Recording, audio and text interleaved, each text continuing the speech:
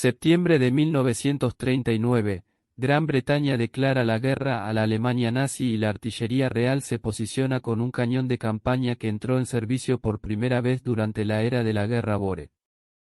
Mientras el Wehrmacht arrasa Polonia con artillería moderna diseñada en los años 30, los artilleros británicos se preparan para luchar con armas cuyo diseño básico se remonta a 1904.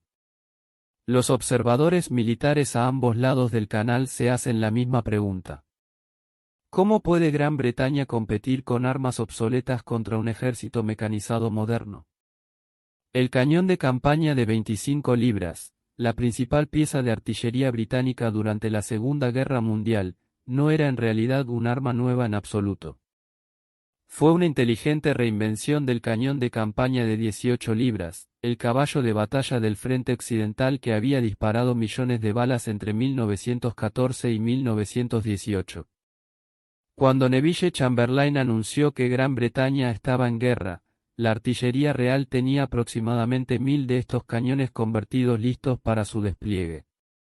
Los analistas de defensa vieron esta situación con considerable alarma. Aquí estaba el Imperio Británico, supuestamente una gran potencia militar, yendo a la guerra con artillería reciclada, mientras que Alemania desplegó el F-18-105 con un obús Luento, un diseño moderno especialmente diseñado. El propio ejército británico tampoco se sentía particularmente confiado. Los oficiales superiores del Ministerio de Guerra sabían que estaban enviando hombres a la batalla con lo que parecían ser piezas de museo sobre ruedas. El Tesoro había privado al ejército de una financiación adecuada durante las décadas de 1920 y 1930, dejando a los oficiales de adquisiciones con una elección imposible. Dedique años a desarrollar sistemas de artillería completamente nuevos o modifique las armas existentes que ya se encuentran en depósitos de almacenamiento en todo el país. Eligieron la modificación, una decisión que en ese momento parecía una medida desesperada. Sin embargo, esta arma aparentemente obsoleta se convertiría en la pieza de artillería de campaña más respetada de toda la guerra. Los artilleros británicos lo dispararían enojados desde los desiertos del norte de África hasta los bosques de Birmania. Desde las playas de Normandía hasta los puentes sobre el Rin. Las fuerzas de la Commonwealth de Australia, Nueva Zelanda, Canadá, Sudáfrica e India llegarían a confiar implícitamente en él. En 1945, incluso los oficiales de artillería estadounidenses, cuyo obús de 105.000 millones de metros era excelente, admitieron a regañadientes un respeto por la precisión de los 25 libras. La reputación del arma se basaba en una ventaja fundamental. Podía colocar proyectiles exactamente donde los observadores avanzados los querían, de manera consistente, incluso en las condiciones más desafiantes del campo de batalla. Mientras que la artillería alemana y estadounidense dependía del volumen de fuego, saturando un área con proyectiles, el cañón de 25 libras podía atacar objetivos específicos con lo que los artilleros llamaban precisión quirúrgica. Una batería de 8 cañones de 25 libras podría derribar una posición de ametralladora a 12.000 metros sin desperdiciar municiones en el campo circundante. Esta precisión no fue un accidente de buena suerte. Surgió de una combinación de ingeniería innovadora, una dura experiencia de la Gran Guerra y las peculiares limitaciones de la crisis presupuestaria británica de entreguerras.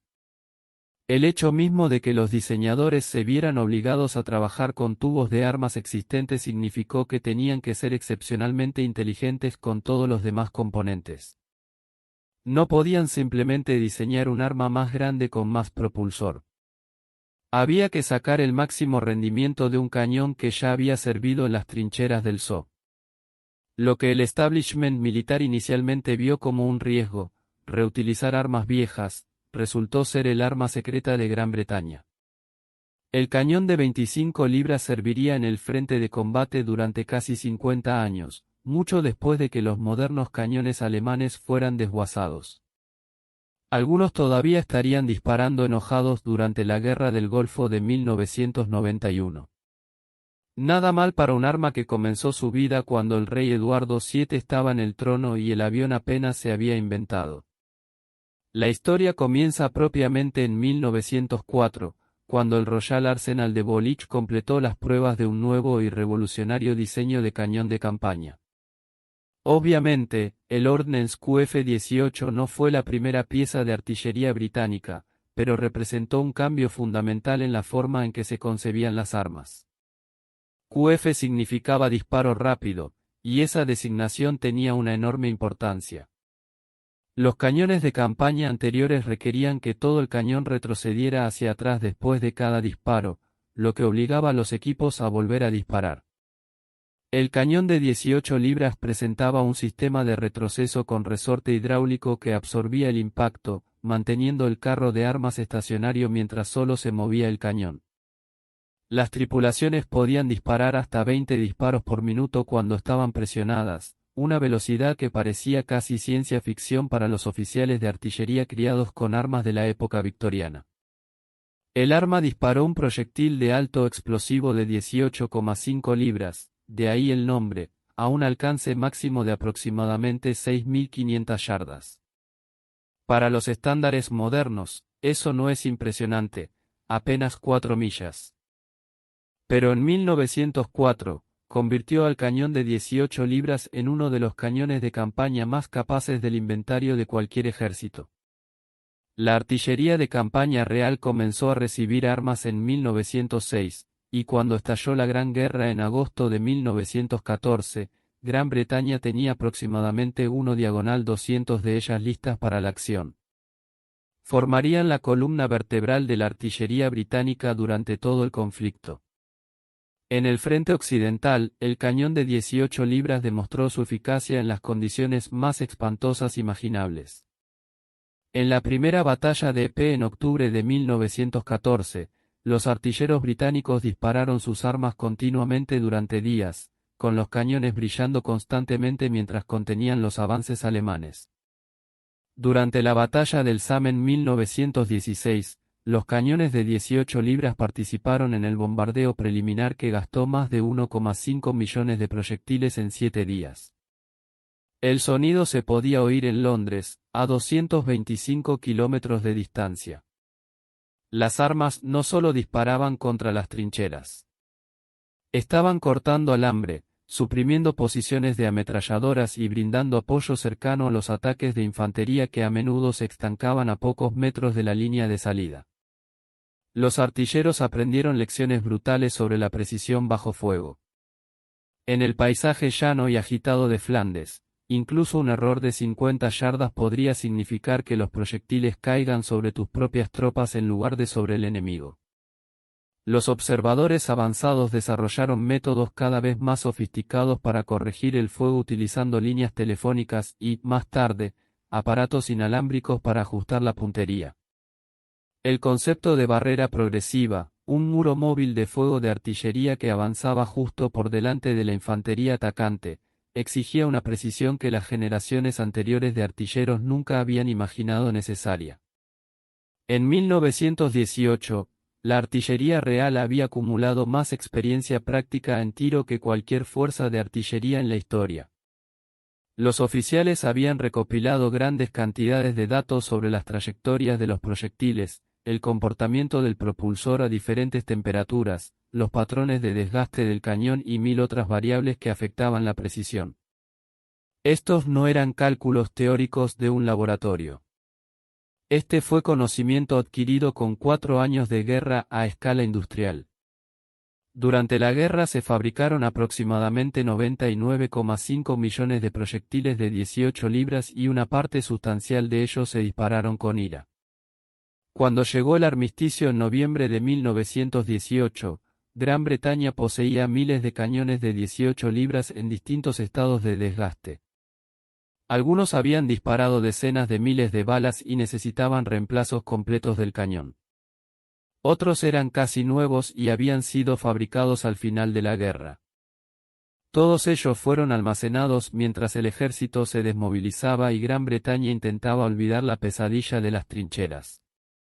Esas armas permanecieron en depósitos durante la década de 1920, cuidadosamente conservadas, pero cada vez más obsoletas a medida que otras naciones desarrollaron nuevos diseños de artillería. Sin embargo, el conocimiento institucional permaneció.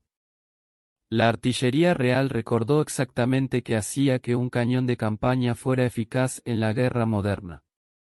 Entendieron que la precisión importaba más que la potencia bruta, que la movilidad afectaba la supervivencia, que las tripulaciones necesitaban ubicarse y disparar rápidamente antes de que el fuego enemigo los encontrara.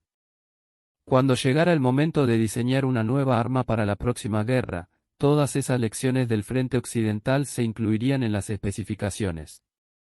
El legado de las 18 libras apenas comenzaba. La década de 1920 fue cruel con el ejército británico. La Gran Guerra había llevado a la nación a la bancarrota, matando a casi 1 millón de hombres y consumiendo recursos en una escala que la Gran Bretaña victoriana nunca hubiera imaginado. El Tesoro, desesperado por restablecer la cordura fiscal, recortó el gasto en defensa con un entusiasmo que rayaba en la venganza.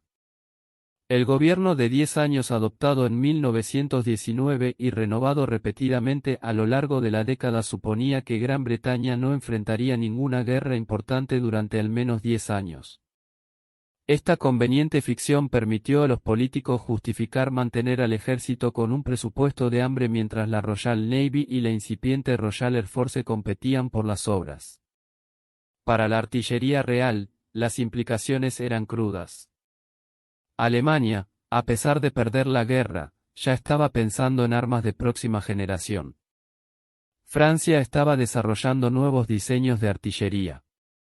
Incluso Polonia y Checoslovaquia estaban invirtiendo en armas modernas. Mientras tanto, Gran Bretaña no podía darse el lujo de reemplazar los miles de 18 libras almacenados. Las armas se estaban desgastando. El estriado del cañón se deterioró con el tiempo, incluso sin disparar. Pero diseñar un arma de campaña completamente nueva desde cero costaría millones de libras que el Tesoro simplemente no autorizaría. Los oficiales de artillería en Woolwich se enfrentaron a un problema que combinaba imposibilidades tácticas y financieras. El alcance máximo del cañón de 18 libras de 9.300 yardas, mejorado desde sus 6.500 originales durante la guerra, se estaba volviendo inadecuado. Los ejércitos modernos eran más móviles y luchaban a mayores distancias. El calibre del arma, 3,3 pulgadas, entregaba un poder explosivo insuficiente en comparación con los proyectiles más pesados que estaban adoptando otras naciones. Pero empezar de nuevo significaba diseñar nuevos cañones, nuevos carros, nuevas miras, nuevas municiones, nuevos manuales de entrenamiento, todo nuevo. El costo sería astronómico y el Tesoro había dejado dolorosamente clara su posición. No había dinero. Entonces el especialista en artillería propuso algo radical. ¿Qué pasaría si no diseñaran un arma completamente nueva? ¿Qué pasaría si tomaran esos miles de barriles de 18 libras almacenados y los modificaran? La idea parecía absurda al principio. No se puede simplemente perforar el cañón de un arma con un calibre mayor y esperar que funcione correctamente. Excepto que tal vez puedas hacerlo. Los ingenieros calcularon que el cañón de 18 libras podría perforarse desde 3,3 pulgadas hasta 345 para crear lo que llamaron el cañón de 25 libras basándose en el nuevo peso del proyectil. Las paredes de acero serían más delgadas pero aún estarían dentro de tolerancias seguras para las presiones involucradas. La propuesta ganó fuerza en 1933 cuando la situación internacional comenzó a deteriorarse. Hitler había llegado al poder en Alemania y, aunque la mayoría de los políticos británicos preferían no pensar en las implicaciones, los planificadores militares no podían permitirse ese lujo. El director de artillería presentó una recomendación formal: convertir los cañones de 18 libras existentes en lugar de esperar años para obtener un diseño completamente nuevo. Fue pragmático. Era asequible, lo más importante, se podía hacer rápidamente utilizando la infraestructura de fabricación existente. A los funcionarios del Tesoro les encantó la idea porque era barata. Los oficiales de artillería lo aceptaron porque era factible. En 1935 se tomó la decisión de continuar con el desarrollo y en 1936 los prototipos estaban siendo sometidos a pruebas. Sin embargo, el nuevo modelo de 25 libras no sería simplemente un modelo aburrido de 18 libras.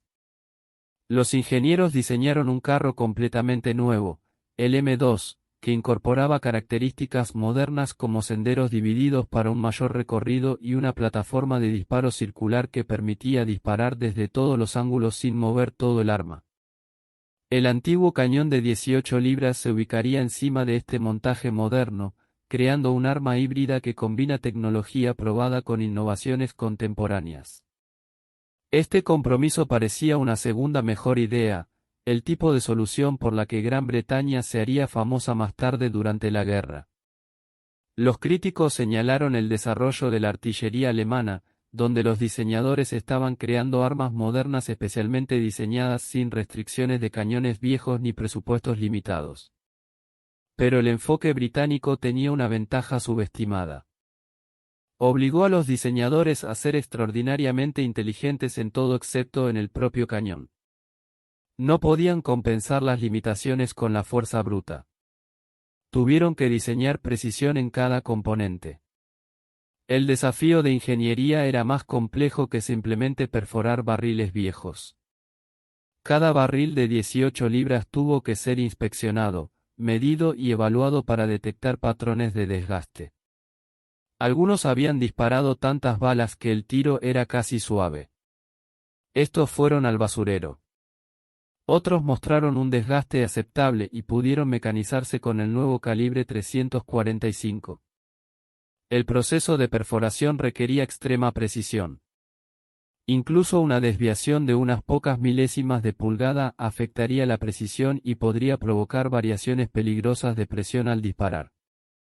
El nuevo caparazón fue un compromiso en sí mismo. Con 25, se encontraba entre los viejos cañones de 18 libras y los proyectiles más pesados disparados por obuses. Los diseñadores de ordenanzas británicos se decidieron por un diámetro de 87,6 por 6 milímetros que les dio flexibilidad en las cargas de propulsor. El proyectil podría dispararse con diferentes configuraciones de carga, desde la carga 1 para trabajos a corta distancia a velocidades más bajas hasta la carga 3 para un alcance máximo.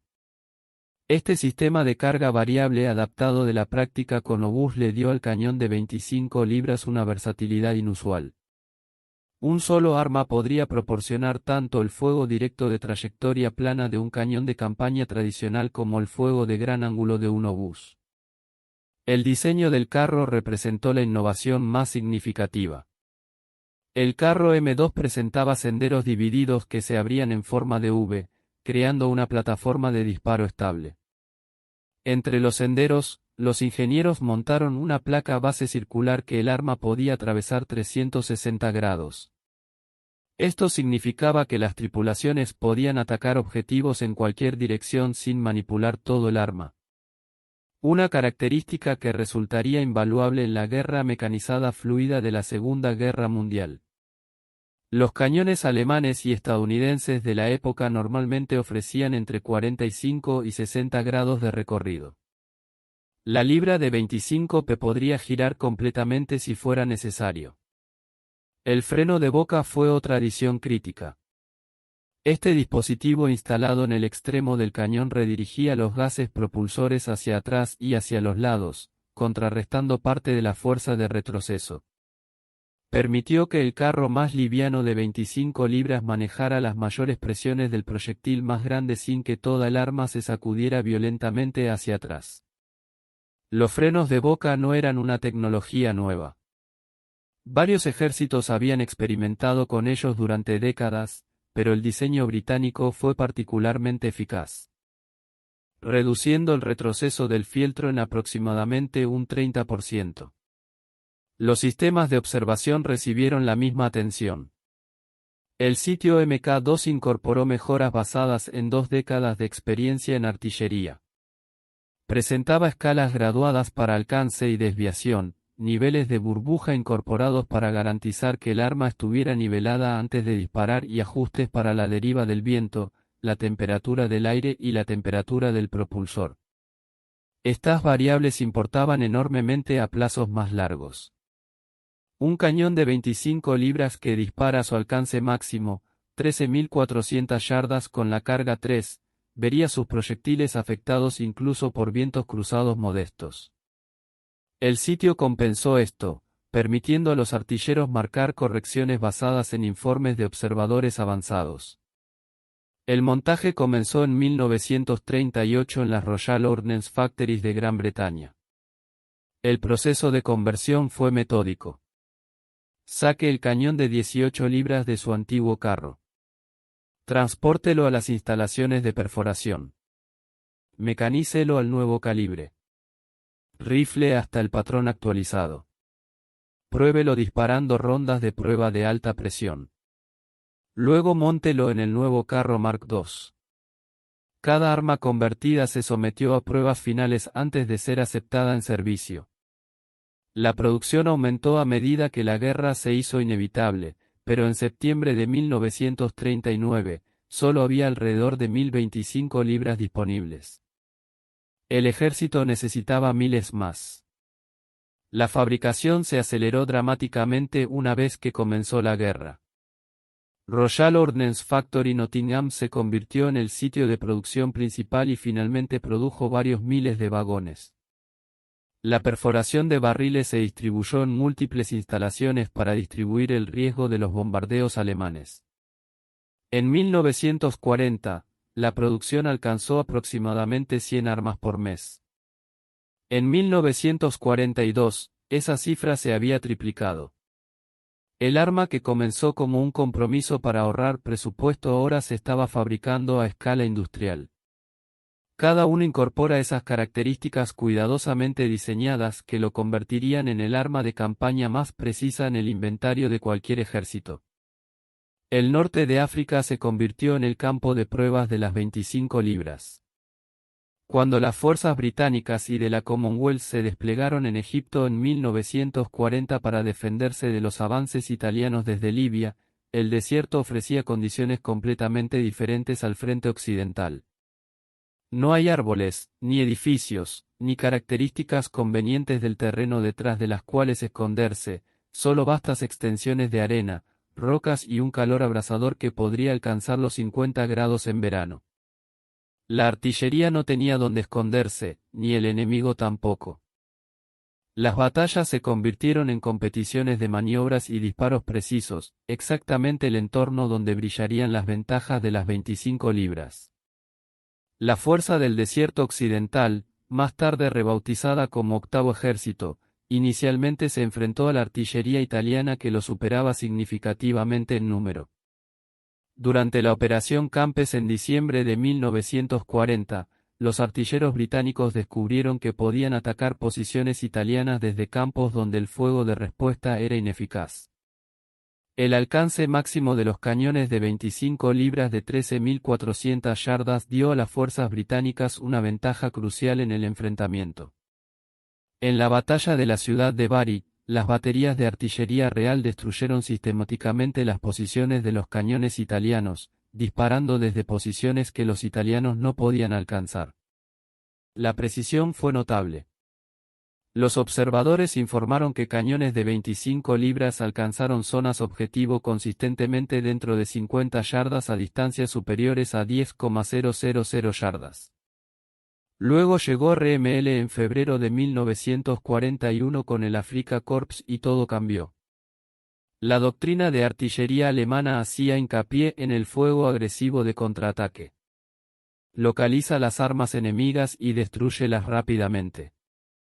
Los artilleros de RAML eran profesionales, experimentados y estaban equipados con armas potentes como el 105 Fil 18. La guerra del desierto se convirtió en una partida de ajedrez mortal en la que las baterías de artillería tenían que disparar y luego reubicarse antes de que los observadores alemanes pudieran dirigir el fuego de las baterías de contraataque hacia sus posiciones. Los 25 libras en todo el recorrido resultaron invaluables aquí. Las tripulaciones podían disparar en múltiples direcciones a medida que se presentaban los objetivos, luego prepararse y moverse en cuestión de minutos. En el asedio de Tobruk a partir de abril de 1941, los artilleros australianos y británicos utilizaron cañones de 25 libras tanto en funciones defensivas como de contraataque.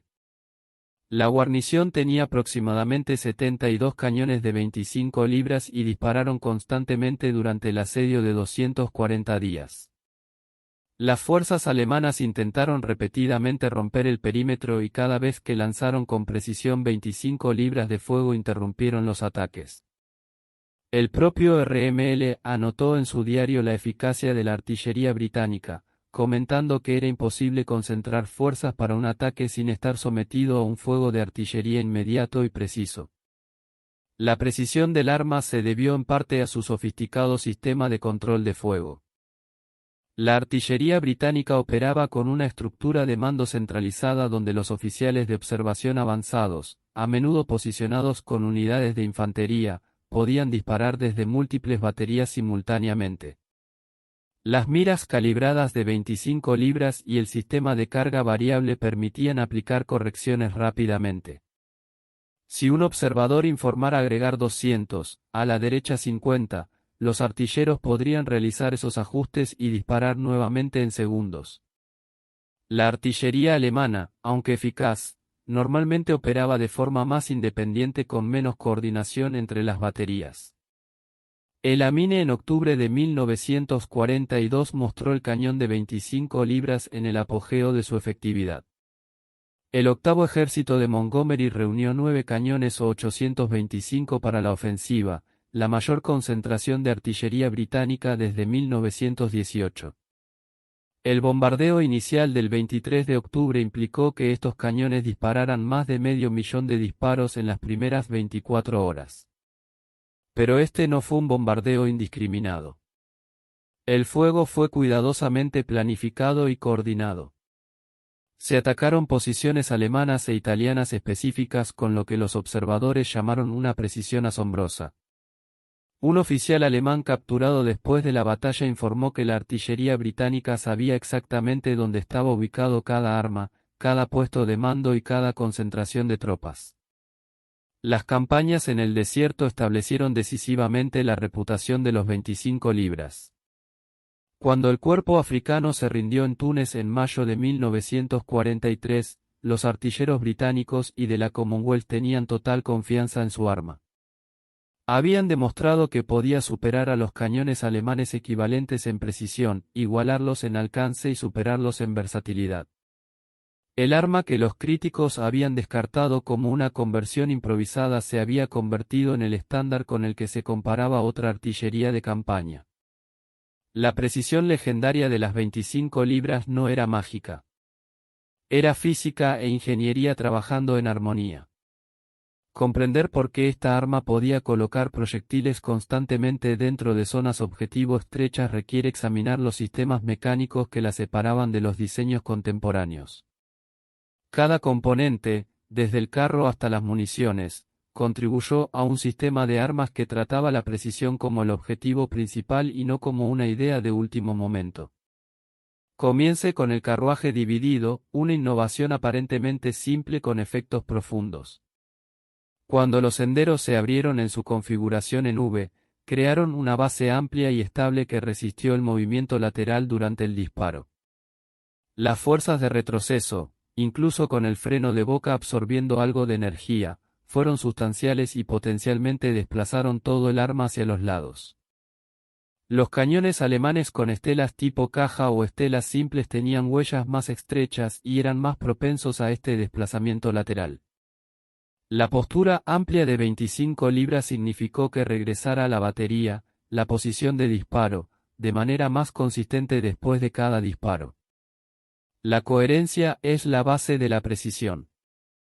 La plataforma de tiro circular amplificó esta ventaja.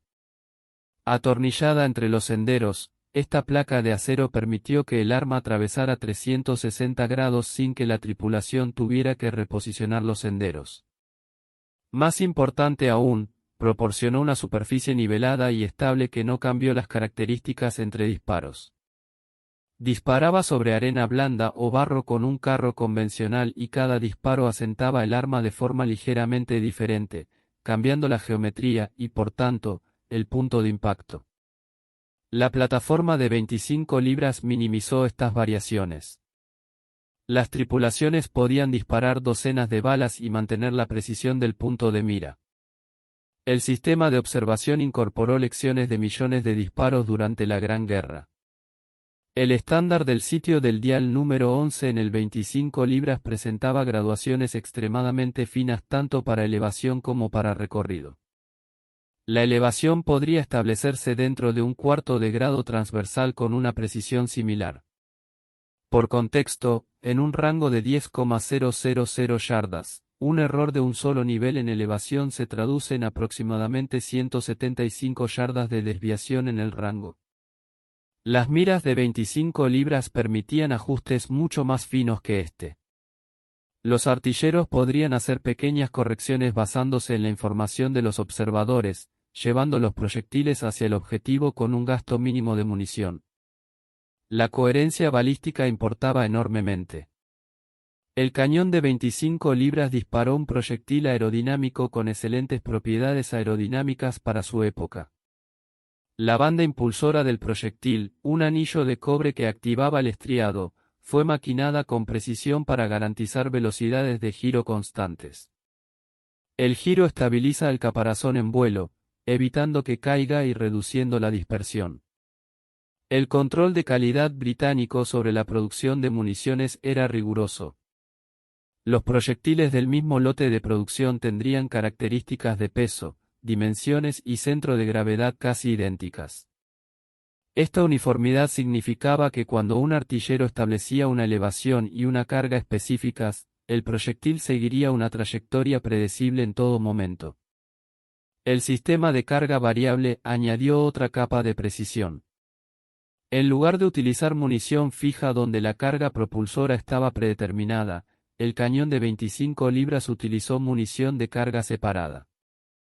Se cargó el proyectil y luego se insertó detrás de la vaina que contenía la carga propulsora. Los cargos llegaron en 3 incrementos. Carga 1, el más pequeño, carga 2 y carga 3, alcance máximo.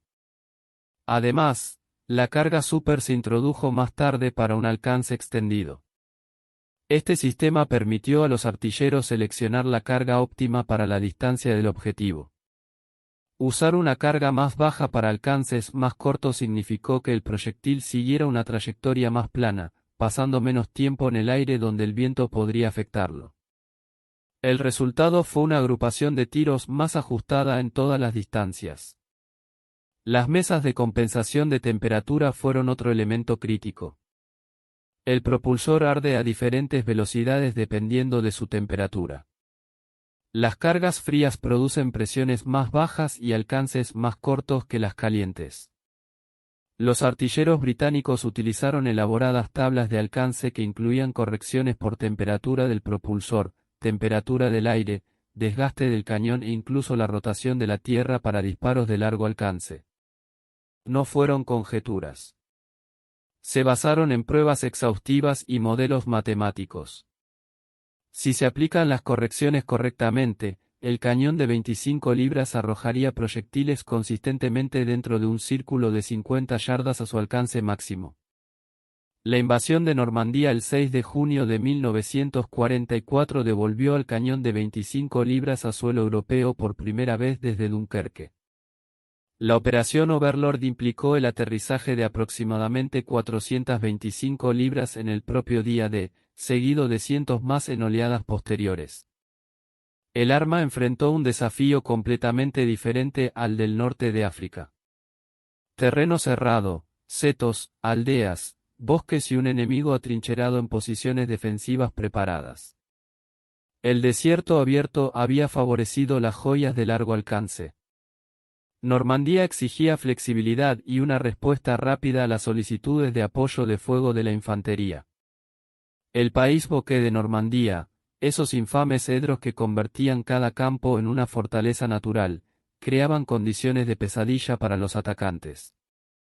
Las posiciones de ametralladoras, cañones antitanques y equipos de mortero alemanes podían esconderse detrás de bancos de tierra cubiertos de densa vegetación, invisibles hasta que abrieran fuego. La infantería no podía avanzar sin suprimir estas posiciones, pero localizarlas con precisión era difícil. El cañón de 25 libras resultó ideal para este trabajo. Oficiales de observación avanzada acompañaron a las unidades de infantería, y cuando se reveló una posición alemana, la FO pudo ordenar fuego en cuestión de minutos. La precisión del arma significaba que los proyectiles podían caer a pocos metros de las tropas británicas sin ponerlas en peligro. La operación Gogwood en julio de 1944 demostró fuego de artillería coordinado en una escala no vista desde 1918. El intento de Montgomery de escapar de la tranquila cabecera del puente involucró 72.025 libras, disparando un bombardeo preliminar contra posiciones alemanas. El bombardeo duró 3 horas y gastó más de 200.000 proyectiles. A diferencia de los bombardeos indiscriminados de áreas de la Gran Guerra, este fue un fuego dirigido basado en informes de inteligencia y reconocimiento aéreo. Se comprometieron puntos fuertes, cuarteles generales y posiciones de artillería alemanes específicos. Las evaluaciones posteriores a la batalla mostraron que el bombardeo había sido devastadoramente efectivo. Unidades alemanas enteras quedaron ineficaces en combate incluso antes de que los tanques británicos comenzaran su avance. La adaptabilidad del 25 Libra se hizo cada vez más evidente a medida que avanzaba la campaña. Durante los combates callejeros en K, los artilleros dispararon a distancias extremadamente cortas, a veces a menos de 2.000 yardas, usando la carga 1 para lanzar proyectiles precisamente sobre los edificios controlados por los alemanes. En la ruptura de las filas en agosto, los mismos cañones atacaron a las columnas alemanas en retirada a máxima distancia. La versatilidad de las armas significaba que las baterías de artillería podían apoyar operaciones en todo el espectro táctico sin necesidad de armas especializadas para diferentes misiones.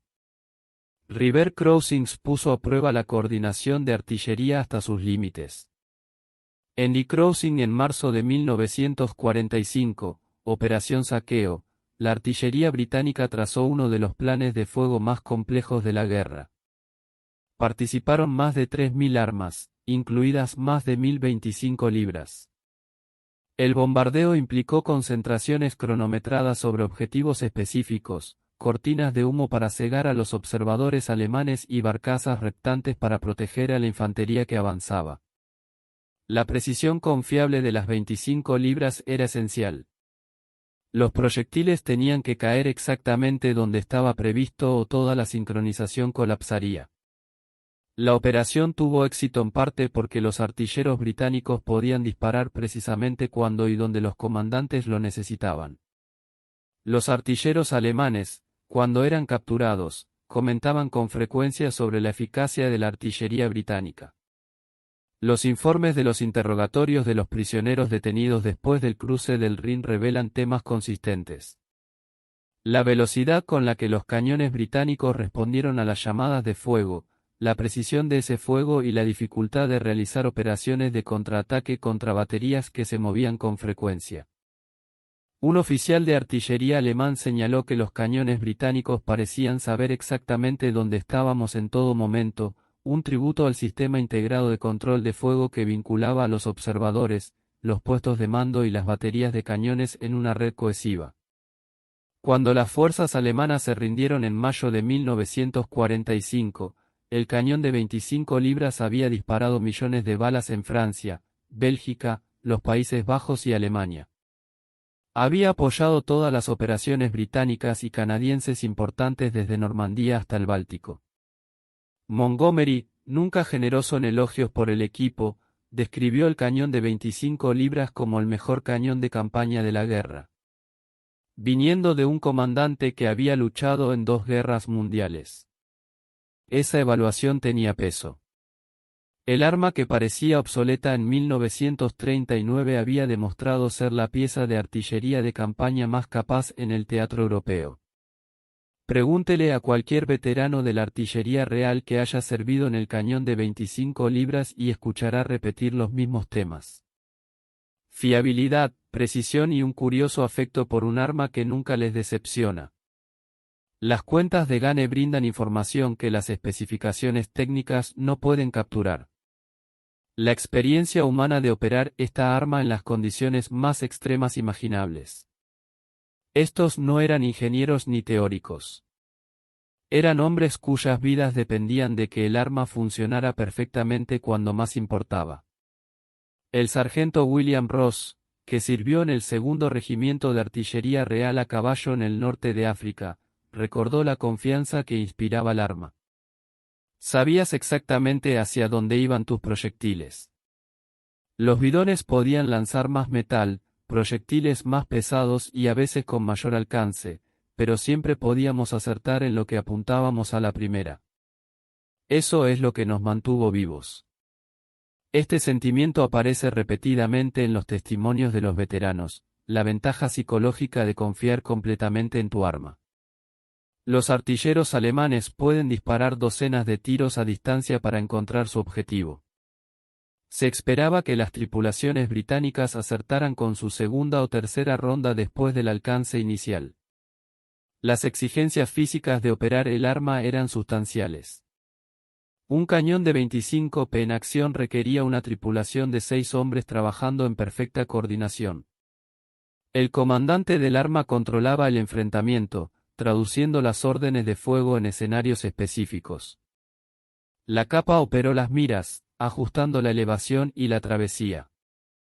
2 cargadores manejaban la munición, uno insertaba el proyectil y el otro lo embestía y cargaba la carga. El operador de la brecha cerró y abrió el mecanismo de la brecha después de cada disparo. Finalmente, el fuego arrancó el cordón que golpeaba el percutor. En una tripulación bien entrenada, la secuencia completa desde la recepción de las órdenes de disparo hasta la salida del primer proyectil del cañón tomó menos de 30 segundos. El bombardero James Mallister, que luchó en Normandía y Alemania, describió la intensidad del fuego sostenido. Tendrías las manos en carne viva, te zumbarían los oídos incluso con los tapones y te picarían los ojos por el humo del propulsor.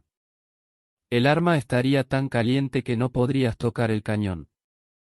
Disparábamos durante horas, a veces cientos de disparos, y todo el cuerpo temblaba por la conmoción cerebral. Pero el arma nunca se detuvo, nunca se atascó, nunca falló. Simplemente seguías alimentándolo con conchas y seguía enviándolos hacia abajo exactamente donde tenían que ir. Se inculcaron rutinas de mantenimiento a cada equipo. Después de un disparo sostenido, los cañones debían limpiarse para eliminar los residuos de propulsor que podrían afectar la precisión. El sistema de retroceso requería inspección periódica, niveles de fluido hidráulico, integridad del sello y tensión del resorte. El mecanismo de rotura necesitaba limpieza y lubricación.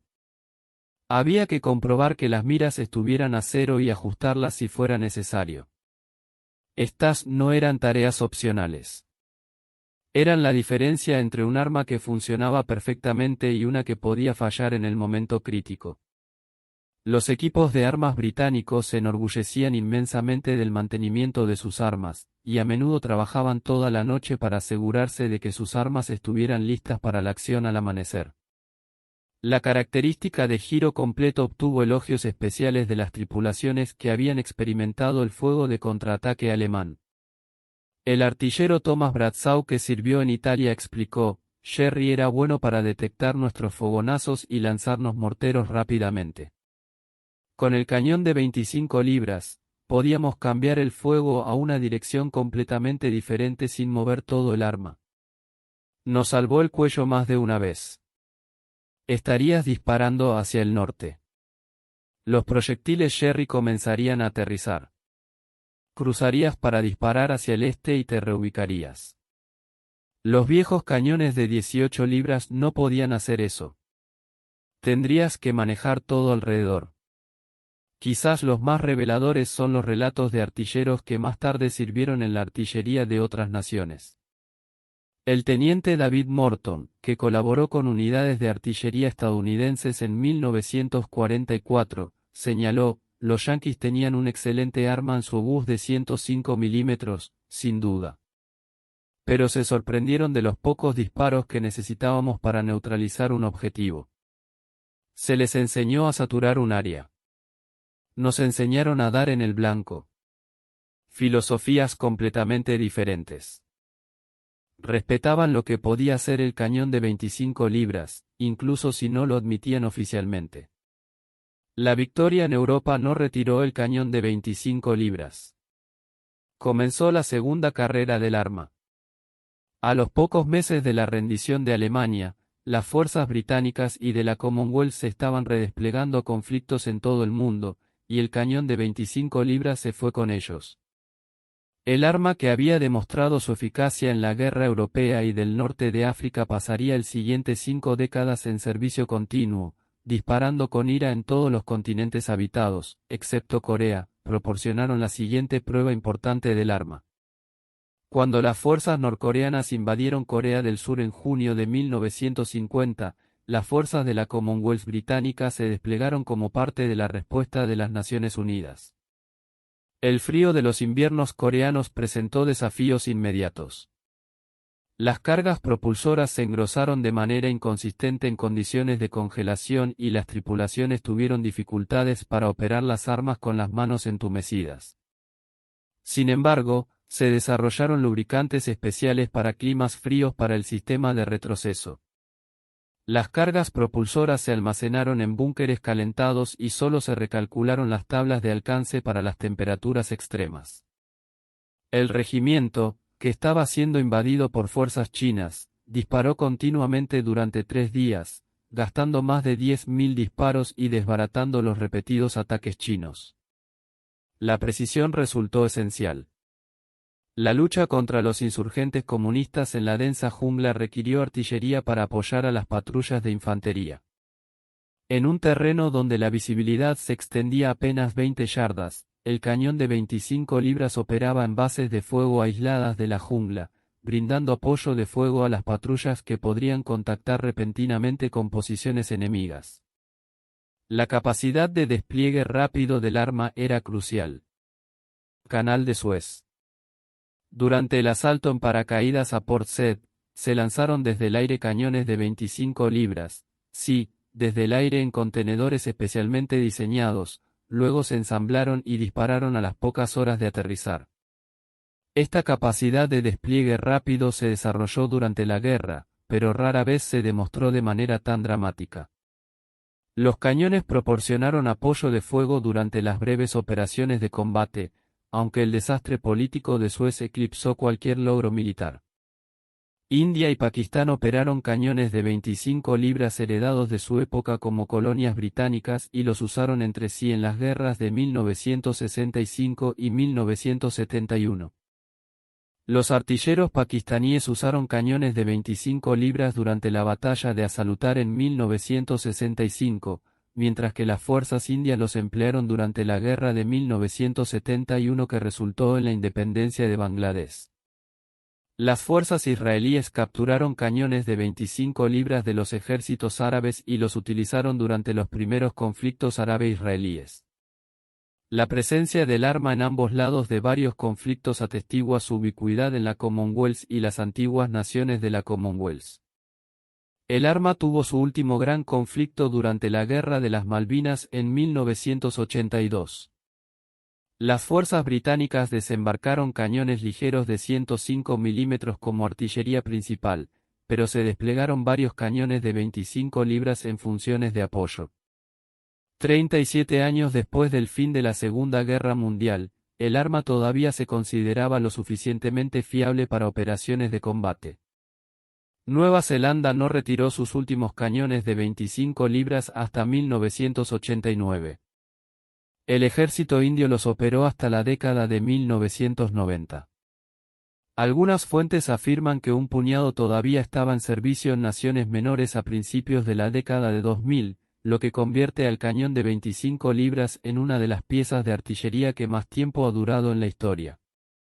Los totales de producción cuentan la historia del éxito del arma.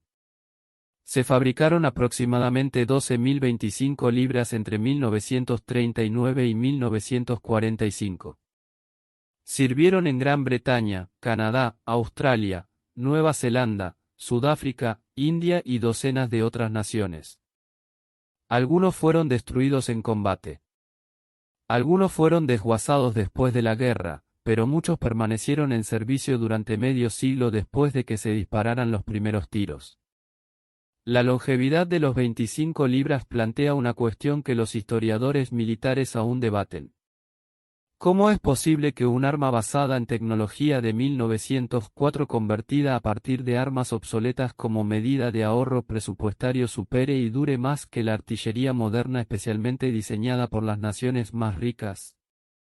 La respuesta revela verdades incómodas sobre las adquisiciones militares y la diferencia entre superioridad teórica y eficacia práctica. Consideremos el Lev 18 alemán, un obús de 105 mm diseñado desde cero en la década de 1930 específicamente para la guerra moderna. Sobre el papel, fue superior. Carcasa más pesada, autonomía comparable, filosofía de diseño moderna. Sin embargo, nunca alcanzó la reputación de precisión que obtuvo el cañón de 25 libras.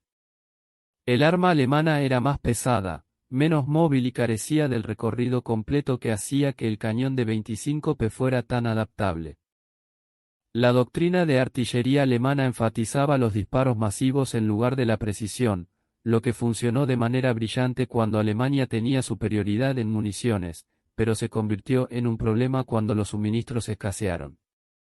La filosofía de los cañones de 25 libras para dar en el blanco con un gasto mínimo de munición resultó más sostenible en una guerra larga.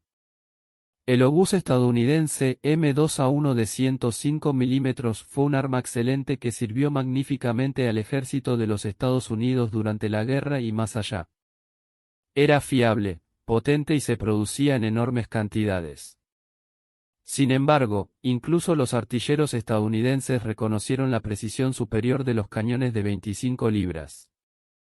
La diferencia radica en las prioridades de diseño.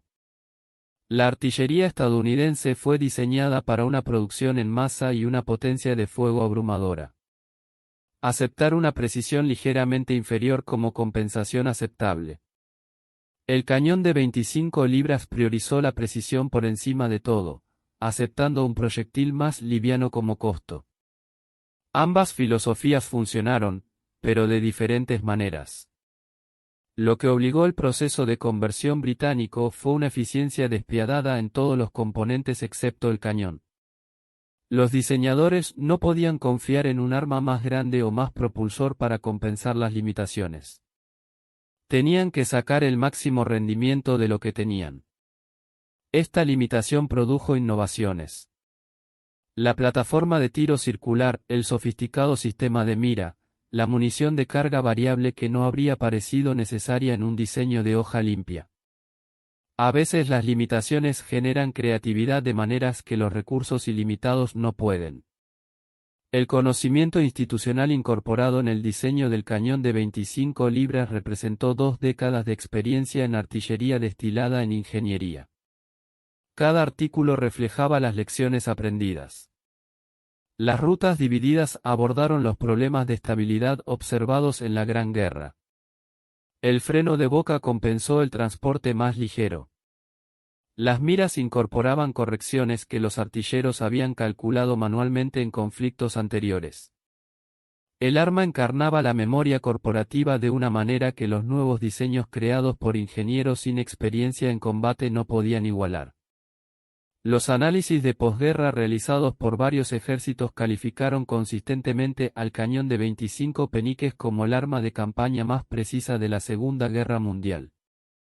Las pruebas británicas en la década de 1950 lo compararon con diseños más modernos y encontraron que todavía era competitivo en precisión, si no en alcance o peso del proyectil.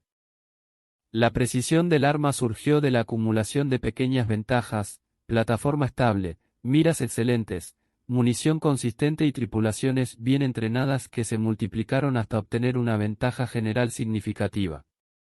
Ninguna característica hizo que el arma fuera excepcional. La integración de todas las funciones lo hizo. La longevidad del arma habla de robustez y adaptabilidad. Las piezas de artillería de la década de 1940 deberían haber quedado obsoletas en la década de 1970, reemplazadas por armas de mayor alcance, municiones guiadas y propulsores mejorados. Sin embargo, los cañones de 25 libras permanecieron en servicio porque funcionaban de manera confiable en condiciones que derrotarían a armas más complejas. La simplicidad, cuando se combina con ingeniería de precisión, crea una durabilidad que la sofisticación a menudo no puede igualar. El arma tenía menos puntos de falla, era más fácil de mantener en condiciones de campo y podía ser operado por tripulaciones con una capacitación menos extensa que la que requerían los sistemas más complejos. Aquí hay una lección más amplia sobre las adquisiciones militares. El cañón de 25 libras tuvo éxito porque fue diseñado para resolver un problema específico, proporcionar fuego de artillería de campaña preciso en lugar de cumplir con un requisito abstracto de la modernidad. No era el más nuevo, ni el más grande, ni el más avanzado tecnológicamente. Fue simplemente el más eficaz para el propósito previsto. Los establecimientos de defensa a menudo olvidan este principio, buscando tecnología de punta en lugar de efectividad probada, confundiendo complejidad con capacidad. El arma obsoleta que no lo era en absoluto. La supuesta solución británica, nacida de restricciones presupuestarias y barriles viejos, se convirtió en el punto de referencia con el que se medía la artillería de campaña. Demostró que la ingeniería inteligente, el conocimiento institucional y las prioridades de diseño claras podían triunfar sobre el avance tecnológico en bruto. El cañón de 25 libras no solo ganó la guerra. Definió lo que debería ser un arma de campaña para el próximo medio siglo.